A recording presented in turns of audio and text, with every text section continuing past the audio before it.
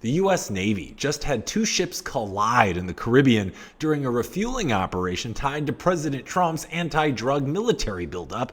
And when billion-dollar warships start bumping into each other during routine maneuvers, that's not exactly the kind of headline you want floating around. See what I did there? Of course you did. Here's what actually happened. On Wednesday afternoon, the guided missile destroyer USS Truxtun and the fast combat support ship USNS Supply were conducting what's called a replenishment-at-sea operation, which basically means two enormous steel cities are sailing side by side while transferring fuel and supplies in motion, and at some point during that delicate dance, they made contact. Two sailors were injured, thankfully only minor injuries. Both ships remain operational, and the Navy says they are sailing safely while the cause is under investigation.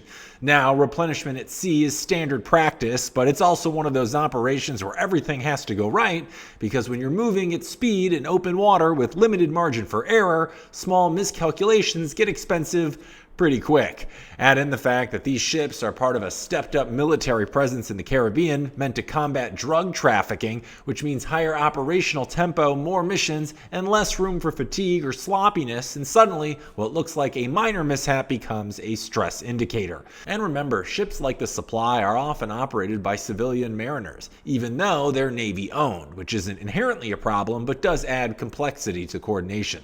The verdict here isn't panic, it's pressure. You see, when deployments increase and ships start operating closer and harder, mistakes aren't random, they're signals. And if this tempo continues in the Caribbean, the Navy is going to have to prove it can scale without cracking.